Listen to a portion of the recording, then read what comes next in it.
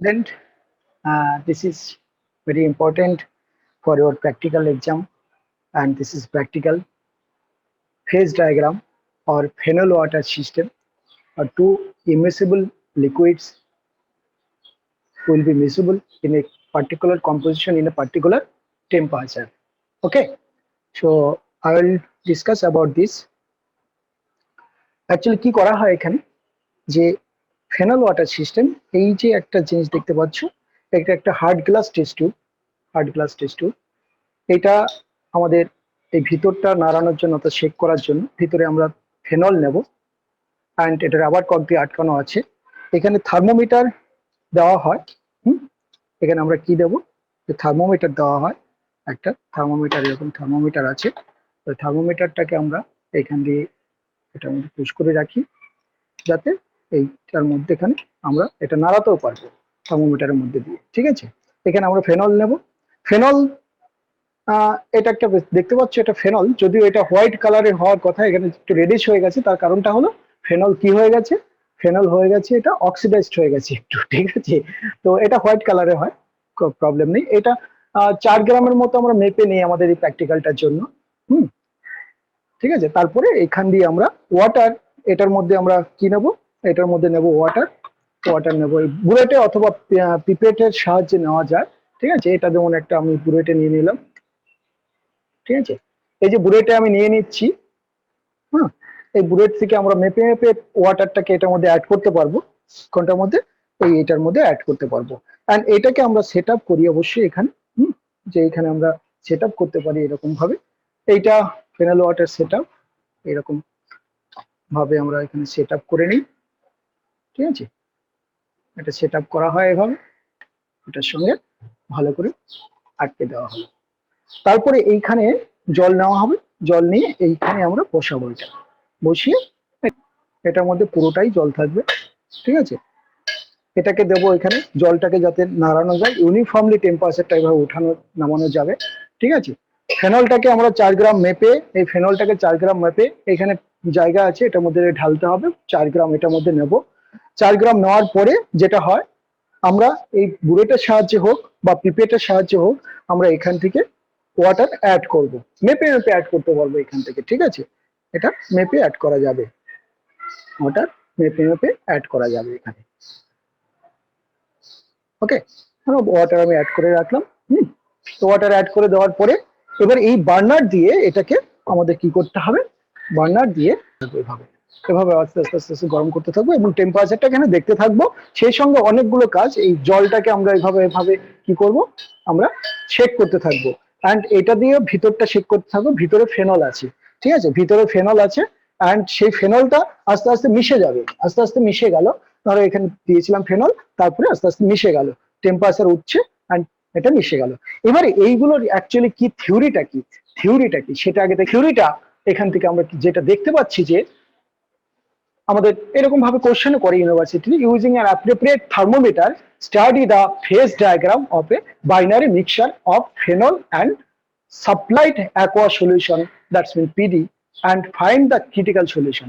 ধরো এই যে প্রবলেমটা কি হয়, আমরা জলটাকে অ্যাড করলে যেরকম আমাদের এই মিশবে সেটা ঠিক আছে, কিন্তু এখানে আরেকটা বলছে phenol and supplied aqua solution of PD. তার মানে এই সলিউশনের মধ্যে কি আছে, এই সলিউশনের মধ্যে কিছু একটা আছে যেটা একটা ইম্পুরিটি হিসেবে কাজ করবে। অর্থাৎ ফেনল ওয়াটারের যে সিস্টেম, সেটা যে মিসিবিলিটি এক একটা টেম্পারেচারে, তার ক্রিটিক্যাল টেম্পারেচার যেটা হয়, সেটা আমাদের মোটামুটি আমাদের সবার মুখস্থ হয়ে গেছে, যেটা বলি যে 68.5 এই ডিগ্রিতে ওরা কমপ্লিটলি মিসিবল হয়। কিন্তু দেখা যাচ্ছে যে যদি কোনো ইম্পিউরিটি থাকে জলের মধ্যে, অর্থাৎ এই পিডি সলিউশন হলো আমাদের এইরকম এক একটা ফেনল ওয়াটার সিস্টেমের মধ্যে জন্য আমরা এইরকম এক একটা সলিউশন তৈরি করি, যে সলিউশনে আমরা এক একটা জিনিস পাবো।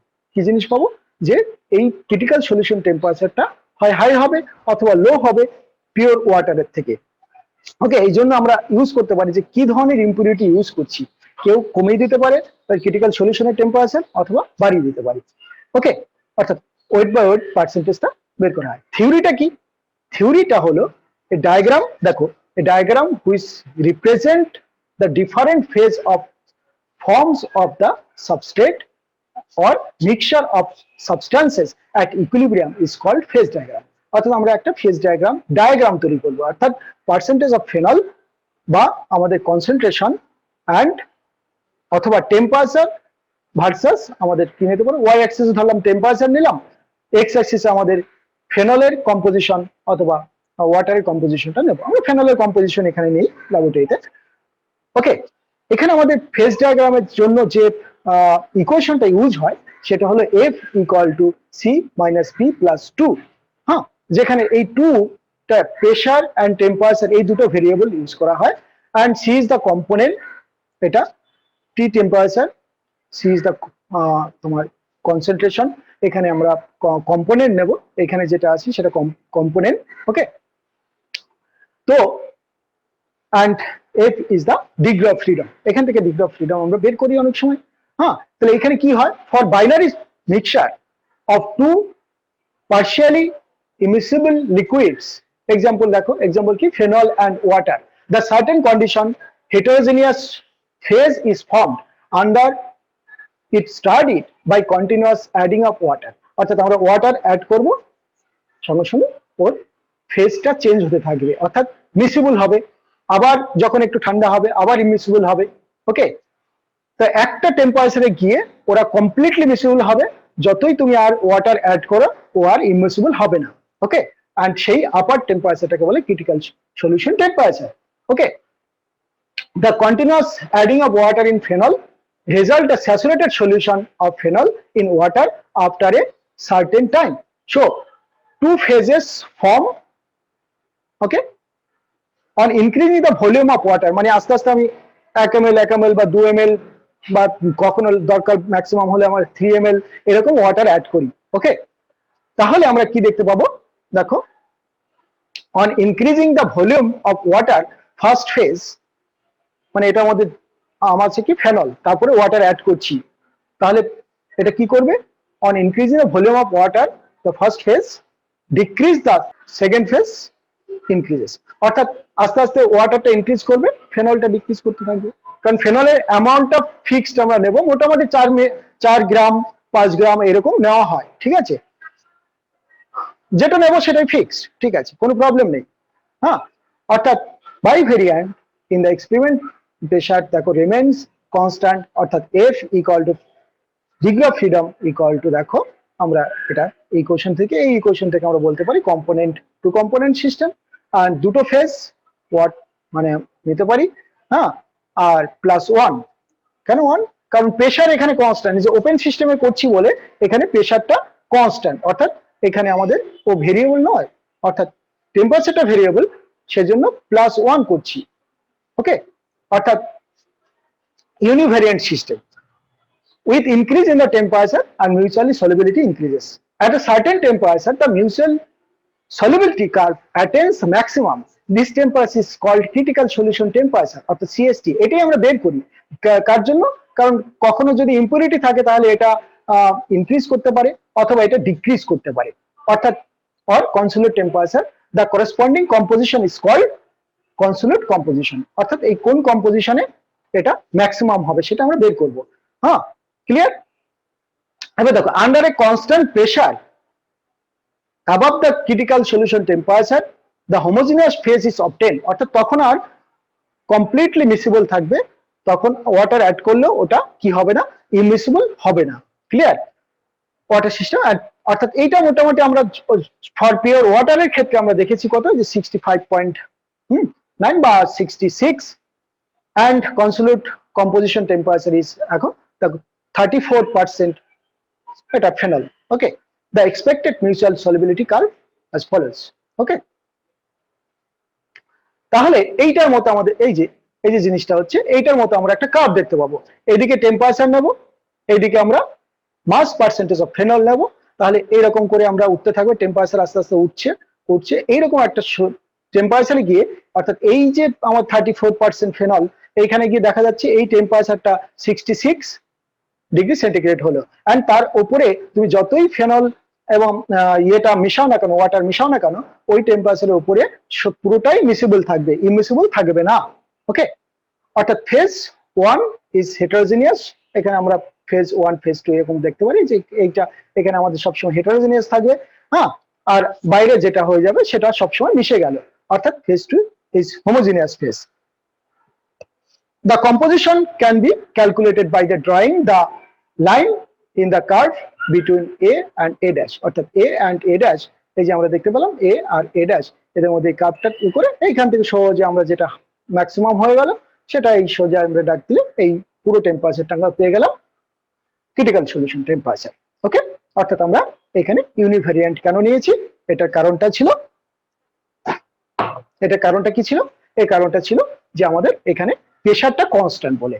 ওকে, ক্রিটিক্যাল সলিউশন টেম্পারেচার দেখো ফেজ মানে এখানে আমাদের যেটা ডিগ্রি অফ ফ্রিডম সেটা পুরোপুরি 0 হয়ে গেল, that is invariant, so this express as point, অর্থাৎ একদম ম্যাক্সিমাম পয়েন্ট। এটা আমি আরেকবার দেখাচ্ছি, under constant pressure we carry out the experiment, অর্থাৎ প্রেসার কনস্ট্যান্ট আছে, by adding water in phenol, মানে এখানে ফেনল নিয়ে নিয়েছি, তারপরে উপর থেকে আমরা অ্যাড করছি কি ওয়াটার। ওকে, ক্লিয়ার? তাহলে এটাই হলো আমাদের প্রিন্সিপাল, অর্থাৎ থিওরি যেটাকে বললাম, অর্থাৎ two partially miscible liquids may become completely miscible at a higher temperature since solubility increases with temperature generally. Since miscibility temperature is different for different composition of mixture, the higher miscibility temperature is called critical solution temperature or CST. Above this temperature, all composition of this mixture are completely miscible. অর্থাৎ তখন percentage of phenol and percentage of water যাই হোক না কেন পুরোটাই মিসিবল হয়ে যাবে। অর্থাৎ আমরা এখানে বললাম ফেনল অ্যান্ড ওয়াটারের ক্ষেত্রে 66 ডিগ্রি সেন্টিগ্রেড টেম্পারেচার, তার উপরে তুমি টেম্পারেচার যাই হোক না কেন বা কম্পোজিশন যাই হোক না কেন ও মিশে যাবে। ওকে, তাহলে দেখো আমরা এখানে প্রসিডিওরটা আমরা আরেকবার দেখাচ্ছি, এখানে পুরো আবার প্রসিডিওরটা দেখাচ্ছি, দেখো কি দেখাচ্ছি প্রসিডিওরটা আমরা দেখাচ্ছি যে এখানে পুরোপুরি আমরা কি নেব, যে এটার মধ্যে আমরা ফেনল নিলাম, এটার মধ্যে আমি ধরো এখানে আমি আমার ইচ্ছে মতো আমি একটু ফেনল নিয়ে নিলাম, ঠিক আছে।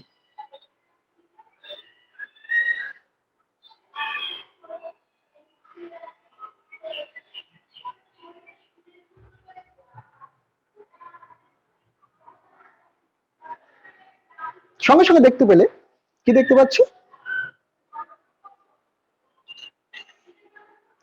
ফেনলটা কিন্তু কার্সিনোজেনিক, অর্থাৎ যে কোনো সময় হাত দেওয়া যাবে না এটাকে, ঠিক আছে, এটা কার্সিনোজেনিক, এটাকে আমরা সহজে এখানে হাত দেওয়া যায় না। ওকে, অ্যান্ড ফেনলের এটা একটা অ্যাসিডিক, এটা কার্বলিক অ্যাসিড নামে পরিচিত। ওকে, তো আমি নিয়ে নিলাম, এখানে দেখতেই পাচ্ছ যে এখানে একটা কালার তৈরি হয়ে গেছে, অ্যাকচুয়ালি কালার বা এখানে অ্যাকচুয়ালি দেখতেও আমাদের হোয়াইট কালারই মনে হবে আমরা যখন এটা করি। হ্যাঁ, এই যে আমাদের দেখতে পাচ্ছ। হ্যাঁ, এবার আমি ধরো সত্যিকারই আমি এটাকে একটা হিট করে যদি আমি দেখি, হ্যাঁ আমি নর্মালি হিট করছি, জাস্ট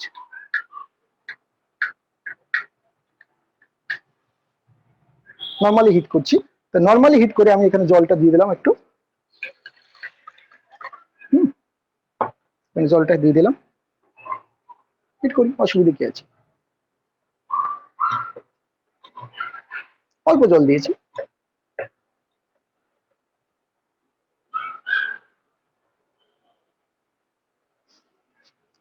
দেখো আস্তে আস্তে আস্তে আস্তে মিশে যাবে। আমি এখান থেকে যদি জল অ্যাড করি, ওয়াটার অ্যাড করি, এই যে কালারটা দেখতে পাচ্ছ, কালারটা চলে যাবে।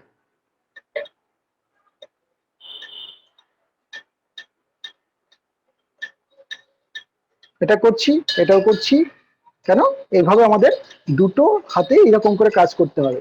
হ্যাঁ, থার্মোমিটার ডুবিয়ে রেখেছি, এই যে থার্মোমিটার ডুবিয়ে রেখেছি, আর সেই সঙ্গে এটা শেকিং, এটা ভিতরে শেকিং করছি, এটা দিয়ে ভিতর শেকিং করছি, এটা বাইরে শেকিং করছি। ওকে, আর কন্টিনিউয়াসলি এভাবে আমাদের জিনিসটা করতে হবে, তাতে আমাদের এই যে পুরো সিস্টেমটায়, এই সিস্টেমটা আমাদের হিটটা কনস্ট্যান্ট থাকবে, সবসময় হিটটা কনস্ট্যান্ট থাকবে। ওকে, তাহলে হিটটা যদি কনস্ট্যান্ট থাকে তাহলে আমাদের এই ফেনলটা আস্তে আস্তে কি হবে, ওয়াটারে ডিজলভ হবে। হ্যাঁ, ওয়াটারে ডিজলভ হবে, অবশ্যই ডিজলভ হবে। তো এবার আমরা ধরো এখানে আমি যে কম্পোজিশনটা নিয়েছি 4 গ্রাম ফেনল ধরে নিলাম আমি এখানে, এটার মধ্যে 4 গ্রাম অর্থাৎ 4 গ্রাম ফেনল ইজ টেকেন হ্যাঁ, অ্যান্ড ফার্স্টলি আমরা অ্যাড করতে পারি কিছু ওয়াটার, তাহলে 3 ml বা 2 ml আমাদের বলা থাকবে। হ্যাঁ, প্র্যাকটিক্যালের সময় আমাদের বলা থাকে, বা আমরা নিজেদের মতো আমরা ইউজ করতে পারি, কোনো প্রবলেম নেই। হ্যাঁ, যে ফার্স্টে আমরা এরকম করে আস্তে আস্তে আস্তে আস্তে দেখে নিলাম। এখানে টেম্পারেচারটা দেখা যাচ্ছে, এখান থেকে আমি টেম্পারেচার দেখতে পাচ্ছি, এই যে দেখতে পাচ্ছি। ঠিক আছে, অলরেডি আমাদের দেখো একটা জিনিস দেখো যে আস্তে আস্তে আস্তে আস্তে আস্তে এই কালারটা কিন্তু ফেড হচ্ছে। ওকে, আস্তে আস্তে ফেড হয়েও ক্লিয়ার সলিউশন তৈরি করবে। হ্যাঁ, এখানে কোনো কালার থাকবে না, এই কথাটা আমাদের মাথায় রাখতে হবে। অ্যান্ড তারপরে কি, ফার্স্টেও ইমিসিবল থেকে আস্তে আস্তে মিসিবল হয়ে গেল। তারপরে আমি যদি টেম্পারেচারটাকে আবার লো করি, তাহলে আবার সঙ্গে সঙ্গে আবার এই ঘোলাটে ভাবটা চলে আসবে, অর্থাৎ ইমিসিবল হয়ে যাবে। অর্থাৎ একবার কি হবে, অ্যাপিয়ার আর একবার ডিসঅ্যাপিয়ার, একবার অ্যাপিয়ার একবার ডিসঅ্যাপিয়ার। কি অ্যাপিয়ার আসবে, অর্থাৎ টার্বিডিটি অ্যাপিয়ার আসবে, অ্যাপিয়ার করবে, টার্বিডিটিটা অ্যাপিয়ার করবে। কিসের টার্বিডিটি, কিসের টার্বিডিটি, অর্থাৎ ফেনল অ্যান্ড ওয়াটার সেটা মিশবে না, তার একটা টার্বিডিটি থাকবে। ঠিক আছে, তাহলে এটা গেল। তাহলে এইভাবে আমরা দেখো, এটা এবারে আমার কিন্তু ক্লিয়ার সলিউশন অলরেডি হয়ে গেছে। ঠিক আছে, এটা কিন্তু আমাদের ক্লিয়ার সলিউশন তো হয়ে গেছে, কারণ টেম্পারেচারটা আমি দেখতে পাচ্ছি এখানে আমার ভালোই টেম্পারেচার উঠে গেছে। বুঝতে পারলে, এখানে টেম্পারেচার উঠেছে, অর্থাৎ টেম্পারেচার ওঠার সঙ্গে সঙ্গে আস্তে আস্তে আস্তে আস্তে আস্তে এটা ক্লিয়ার হচ্ছে। ওকে, অর্থাৎ সেই জিনিসটা মাথায় রাখতে হবে। আবার এই যে এই ওয়াটারটা যাতে বয়েল না করে, সেটা আমাদের খেয়াল রাখতে হবে। 100°C আমরা তুলবো না ওয়াটারটাকে, ঠিক আছে, বয়েল করবো না। কেন বয়েল করবো না, কারণ এই আমরা মোটামুটি একটা আমাদের ধারণা আছে যে এই সলিউশন টেম্পারেচারটা মোটামুটি 100-এর উপরে যায় না সাধারণত, কারণ ওয়াটারটা তখন ভেপার হয়ে যাবে। হ্যাঁ, তখন তার মেশার অর্থাৎ মিসিবিলিটি ব্যাপারটা থাকছে না, তখন তো ওয়াটারটা ভেপার হয়ে যাবে, তাই না? তাহলে আমরা কি দেখলাম, যে এটা আস্তে আস্তে আস্তে আস্তে এখানে মিসিবল হয়ে যাচ্ছে। হ্যাঁ, আর ভিতরটা আমাদের কিন্তু এভাবে নাড়াতে হবে। ওকে, অ্যান্ড এখান থেকে আমরা এভাবে দেখতে পাবো যে এটা ক্লিয়ার সলিউশন হলো কিনা। হ্যাঁ, একদম এখন যেটা আমি দেখতে পাচ্ছি, যে রেড কালারটা পুরো ছিল বা টার্বিডিটিটা ছিল, সেই টার্বিডিটিটা এখন চলে গেছে। কিছুটা কালার থেকে গেছে, কারণটা ওটা ফেনলের কিছুটা অক্সিডেশন হয়ে গেছিল, পুরোপুরি ফেনল এখন নেই, এটা বেঞ্জো যেটা কুইনন যেটা হয়েছে। হ্যাঁ, মানে কুইনন টাইপের জাতীয় জিনিস হচ্ছে ফেনলের। তো এইটা দেখো এখন আমরা দেখতে পাচ্ছি ক্লিয়ার একদম। একদম আমরা এখান থেকে ক্লিয়ার দেখতে পাচ্ছি যে চলে গেছে, মিসিবল হয়ে গেছে। ঠিক আছে, এটা যখনই ঠান্ডা করব, এটা ঠান্ডা করলেই আবার ঠান্ডা মানে, এবার ঠান্ডা কিভাবে করা যায়, এই বাইরে ওয়াটারটা আমরা অ্যাড করতে পারি, তাহলে ঠান্ডা হবে। অথবা আমরা কি করতে পারি, এইখান থেকে ভিতর থেকে কিছুটা ওয়াটার ফেলে দিয়ে কিছুটা ওয়াটার অ্যাড করে দিলাম, তাহলে আমরা এখানে ওয়াটার অ্যাড করে দিলাম। ওয়াটার অ্যাড করার সঙ্গে সঙ্গে এবার আস্তে আস্তে টেম্পারেচারটা নামবে। টেম্পারেচার নামলে আমরা একটু পরেই আবার দেখছি যে টেম্পারেচারটা নামলে আমরা আবার এই কালারটা দেখবো অনেকটা চলে আসছে, আবার আমরা ওই ইয়েটা অ্যাড করব। ঠিক আছে, অর্থাৎ তাহলে আমরা কি করছি এখানে, যেটা করছি দেখো, take a clean hard glass test tube, এটা clean hard glass test tube, and এটা thermometer, range up to 100°C হতে হবে, রিডেবল ভালো দেখতে হতে হবে, মেজার 5 ml অফ 80% ফেনল, মানে মোটামুটি ফেনলটা যদি 80% থাকে তাহলে ওখান থেকে 5 ml, অথবা তার থেকে 100% থাকলে এটা 4 ml আমরা ফেনল নেব, বা 4 গ্রাম ফেনল আমরা নেব। ওকে, দেখো, separately fill a burette with water, আমরা একটা বুরেটে ওয়াটার এভাবে আমরা অলরেডি নিয়ে রেখেছি। Add 5 ml water into the container of the phenol. Okay, এটা এড করলাম, ফার্স্ট অ্যাড করে দিলাম। তারপর দেখা গেল ফেনলের মধ্যে দেওয়ার সঙ্গে সঙ্গে একটা টার্বিডিটি অ্যারাইজ করেছে। এবার check appearance of the solution, আমরা দেখতে পাবো whether the transparent of the turbid, if the solution is not turbid, add another ml water। তার মানে যখন টার্বিড আসবে না তখন আমরা আরেকটু ওয়াটার অ্যাড করলে ও একদম টার্বিড আসবে অবশ্যই। তাহলে হোল্ড থার্মোমিটার অ্যান্ড স্টারার, এটা স্টারার ডেমনস্ট্রেটেড করতে বলছে, তো ল্যাবের ডেমনস্ট্রেট এভাবেই হয়।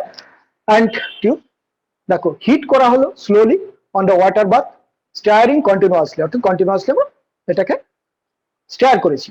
Note the temperature at which turbidity just disappear, অর্থাৎ টার্বিডিটি যখন চলে গেল তখন আমি কিন্তু এখানে নোট করে রেখেছি, ধর 45°তে চলে গেছে।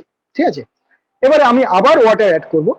ওকে, take the note the temperature at which turbidity reappears, আবার ঠান্ডা করলে ও আবার রিঅ্যাপিয়ার হয়ে যাবে। ওকে, তাহলে যে টেম্পারেচার ও রিঅ্যাপিয়ার এখানে আমাকে সবসময় দেখতে হবে, তো সঙ্গে সঙ্গে টার্বিডিটি অ্যারাইজ করলে আবার ওই টেম্পারেচারটা দেখলাম, অর্থাৎ একবার হাই টেম্পারেচারে ও চলে যাবে, ডিসঅ্যাপিয়ার হয়ে যাবে টার্বিডিটিটা, আবার একটু ওই যে টেম্পারেচারে মোটামুটি ডিসঅ্যাপিয়ার হয়েছে আবার ওই টেম্পারেচারে নামলেই মোটামুটি আবার অ্যাপিয়ার হবে, বা ওর কাছাকাছি টেম্পারেচার আসলে আবার টার্বিডিটিটা অ্যাপিয়ার হয়ে যাবে। ওকে,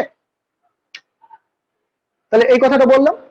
তারপরে note the temperature at the turbidity reappears, then add another, ধরো 1 ml আমরা আবার ওয়াটার অ্যাড করলাম। সঙ্গে সঙ্গে দেখো এটার মধ্যে যদি আমি আবার ওয়াটার অ্যাড করি, হ্যাঁ, ওয়াটার অ্যাড করলে আমরা যেটা দেখতে পাবো যে আবার টার্বিডিটিটা অ্যারাইজ করছি। ওকে, আবার টার্বিডিটিটা অ্যারাইজ করছে এখানে, হ্যাঁ এখানে ঘোলা হয়ে গেছে। ঠিক আছে, তাহলে টার্বিডিটিটা অ্যারাইজ করলো। ক্লিয়ার? অর্থাৎ এবার আবার আমি হিট করব, আবার দেখো যে water into the tube and repeat the experiment, অর্থাৎ আবার হিট করব, অর্থাৎ continue like this till total of 30 ml water, মানে আমি এক 1 ml এরকম করে অ্যাড করতে থাকবো, বা 2 ml তারপরে 1 ml এরকম করে অ্যাড করতে থাকবো।